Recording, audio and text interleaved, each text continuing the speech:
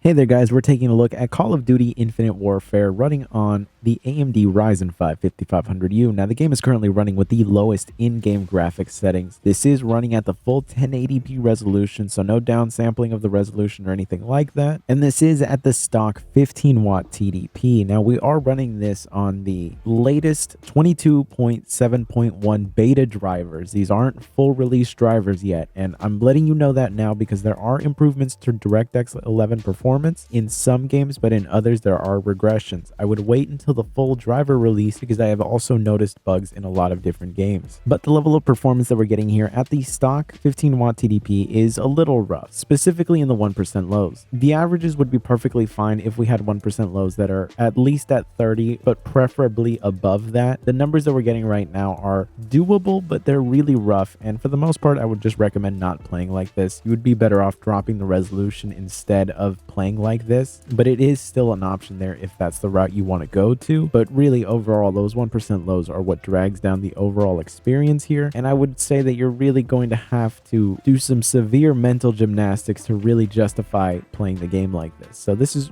pretty much out of the question, but we can see what raising the TDP up to 25 watts actually ends up doing. And you'll see that by raising the TDP up to 25 watts, we actually do manage to net some pretty nice performance gains, where before our 1% lows were at a range that I would say was really unplayable. This is starting to get into a territory that I think a lot of people would be perfectly fine with playing. 1% lows in the 30 range aren't exactly perfect, but it is pretty much the bare minimum to be able to get a consistently smooth experience. And the fact that we did get a nice bump in our averages as well also means that the overall gaming experience that we have here is pretty rock solid. If you're someone that grew up playing Call of Duty on consoles, then you're going to be a little disappointed because those actually ran at 60 hertz and this isn't even hitting that. But in general, the level of performance that we're getting here is going to be doable if you're looking to just play the campaign. If you're looking to play the multiplayer or zombies or anything like that, this level of performance might be a little rough. In particular, if you're just playing zombies with friends and there's a lot of things going on at once, it could probably drag down the overall experience, but it should still be doable at these settings. If you guys are interested in looking at zombies on here, I can always do a video specifically about that if there's any interest, as well as the multiplayer. I don't tend to test the multiplayer in older Call of Duty games because it tends to be not very well supported, especially on PC. Now, raising the TDP all the way up to 30 watts actually does net us a nice increase in performance, where the 1% lows are getting very close to 40 and our averages are also very close to 60. So in general, this is a pretty rock solid gaming experience, and it is an overall improvement over the 25 watt TDP, though not by a significant margin. It does improve the overall gaming experience, and you'll see that the frame time charts are pretty much the smoothest that we've seen it be so far. But of course, this is a lot of wattage that we're pumping through this system in particular, and its cooler really was not designed to handle this kind of heat. So this actually ends up getting into temperature territories that I would find to be unacceptable to play at. I would strongly urge that if you're hitting these kinds of temperatures while gaming, that you try to lower some settings, run things at a lower resolution if you have to, just anything to run this at a lower TDP, because really overall you're hurting the longevity of your hardware. It's really just not designed to run at these temperatures most of the time, and I don't mean the chip itself. The chip itself can go all the way up to like 105 watts before it actually starts to thermal throttle itself. But what we're worried about here isn't necessarily the APU, it's the other hardware around it that gets heated up by the fact that the cooler itself just cannot dissipate this kind of heat. So that's just something to keep in mind when looking at this level of performance. If you can run your system at this TDP and you're in the 70s in terms of temperature, then you're perfectly fine. But if you're going all the way up into the 80s, almost touching 90, I really would just recommend that you play this at lower settings. And in particular on the system that I do have, the keys do get hot at this point. And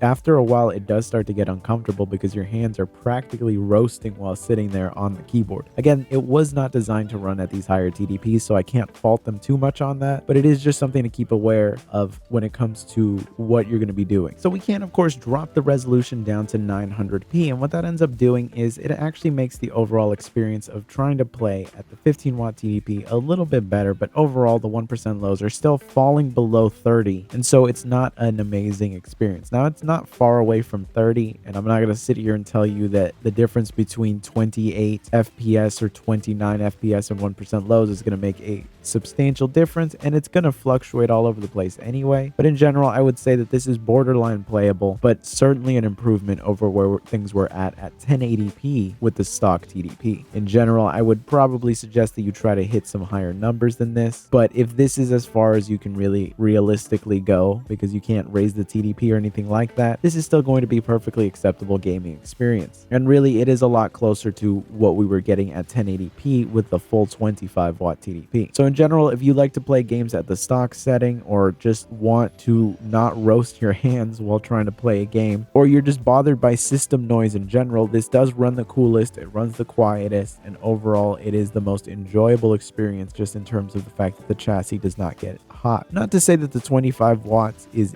unplayable or anything like that, but it does warm up the chassis a little bit and you can kind of just feel the heat. It's nothing uncomfortable, unlike when you're at the full 30 watt TDP where it actually just starts to slow cook your hand. It's not to that level of uncomfortable or anything like that, but it's certainly not the most ideal situation, especially if you're in a summer day or you're just in a hot region in general. Shout out to all the Europeans out there that are currently just struggling through one of the worst summers that has ever happened in human history. Not to mention areas like India and Brazil are also just cooking alive. Really everywhere is just super hot, but in those particular areas, especially with how uncommon AC is, it's pretty brutal out there. Of course, going all the way up to the 25 TDP actually gives us a nice boost in the 1% lows and our averages, though it's nothing substantial. I was hoping to actually get better results than this, at least when it comes to the 1% lows. It's certainly still an improvement over where we were at the 25 watts at the full 1080p resolution, and we are now getting averages that are well above 60 instead of just being a little bit shy under 60. But I was kind of hoping to see 1% lows that were closer to the 50 range. But this is still perfectly playable. This is actually really enjoyable.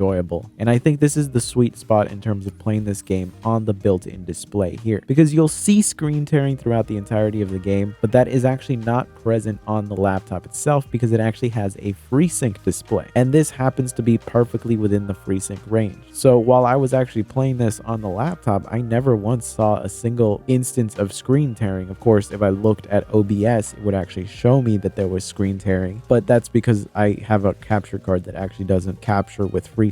I actually don't know if there's any that are like that. I'd have to look into that because that might actually be pretty interesting, because I know some of you guys have pointed out the screen tearing, like you notice it, and I just want you guys to know that at least on this particular system, you won't see it because of FreeSync. But of course, if you're at really high refresh rates, then it's just going to come back because you're going to be well above out of the FreeSync range. But in general, overall, I'm very happy with how this is performing, and I consider this to be kind of the sweet spot. And of course, if we go with the 30 watt TDP, we pretty much see very little gain whatsoever here. Right now, you're going to see that the numbers are actually lower than where we were at the 25 watt TDP. It really is just dependent on what is going on the screen at the time. But in general, the overall experience of actually playing like this was very similar to the 25 watt TDP. So no real noticeable gain in this one, and it's really just all going to depend on what you're doing and what is actually happening on the screen, but it all is a very similar experience. It's why showing you these instances where it's not a consistent benchmark can be a little rough, because it's very map dependent and it's dependent on what is happening on the screen. That's why I'm usually just here to tell you how the overall experience is, because I can only show you a little snippet without turning this into an 8-hour long video, but I can tell you what the experience of actually playing the game is like, and this is very similar to the 25 watt TDP. So I would say that overall there is no reason to touch the 30 watt TDP if you're on this system, and if you look at the temperatures that we're starting to reach, it's getting up there into some very brutal numbers, and you'll see that there is just not any gains to make any of this worthwhile. Now at 720p, we pretty much get the best result that we've seen out of the stock 15 watt TDP, but not by a significant margin. The averages are really rock solid, but it's the 1% lows that are not that impressive. It's only a few FPS higher than what we were getting at 900p, which 900p was bordering on the edge of playability, so having this boost does make the experience feel smoother. It's just not a significant gain. But if you are trying to get the smoothest possible experience at the stock 15 watt TDP, then this is pretty much the way to go. Visually speaking, you are taking a pretty massive hit in terms of visual clarity, but the overall smoothness of the experience can actually balance out the overall negatives of just running this at such a low resolution. And it did feel very, very smooth and enjoyable to play overall. So at least at the stock 15-watt TDP, this seems to be the absolute winner, but the numbers that we got at 900p were more than acceptable. So if you're someone that is looking to find a nice balance between resolution and performance, 900p is the way to go. If you want to maximize performance at the stock 15-watt TDP, then this is the way to go. And of course, we can't leave out testing at the 25-watt TDP, which actually doesn't see a huge gain here, though the 1% lows now being in the mid 40s is very welcome, but it isn't a massive gain over what we were getting at 900p. Again, it's going to be very dependent on what exactly you're doing at that very moment, but the FPS numbers that we're getting are generally just a couple of FPS away from what we were getting at the 900p resolution. So I really don't think that the drop to 720p is really worth it, at least at these higher TDPs, because we're already well past the refresh rate window of this display anyway. So it's really unnecessary to drop all the way down to 720p when you could just use 900p and get essentially the same results, because it's not going to feel that much better since we're limited by the refresh rate of the display itself. Now, if you're using an external monitor, you can maybe make an argument here, but then the counter to that is just the fact that 720p is going to look really bad on a 24 to 32 inch display. Or maybe you're one of those people that has like a 48 inch OLED display that you use paired with your $500 laptop. You know, to each their own, I guess. But lastly, going with the 30-watt TDP, you can see here that in moments of intense action, the performance is really not that far off from what we were getting at the 25-watt TDP, but our averages are nicer and our 1% lows stay consistently higher, and you'll see that the frame times in general are very smooth and consistent. So there are gains to be had here for sure. Looking at just the numbers on the screen really doesn't illustrate how much better this feels compared to just 900p, but again, we're going past what is going to be usable in terms of the built-in display here, and of course 720p is just a weird choice really to use an external monitor with. So while it's nice levels of performance, it's not very necessary. So you can make the decision between 900p and 720p here. I would really just go with whatever suits your needs. If you care that much about resolution, overall I'd say that I'd probably just play this game at 900p with the 25-watt TDP and just call it a day. If you are stuck at the 15-watt TDP, then I would recommend that you drop this down to 900p or 720p. Really, at that point, it just comes down to your personal preference. But I'm glad to see that this game is at least playable on this chip. We are going to be revisiting Call of Duty Warzone soon, so stay tuned for that. But in conclusion here, I just gotta say that I'm happy to see this game running this well on here. If you want me to test out zombies or the multiplayer, I don't know who really cares about the multiplayer at this point here, but maybe you want to see that. If you want to see zombies or anything like that, let me know down below and I will give it a go. I'm not 100% sure how many people really care about the zombies mode in this game, so if you want to see it, let me know down below, of course. I appreciate you watching. If you found this video useful, be sure to subscribe and I will see you in the next one.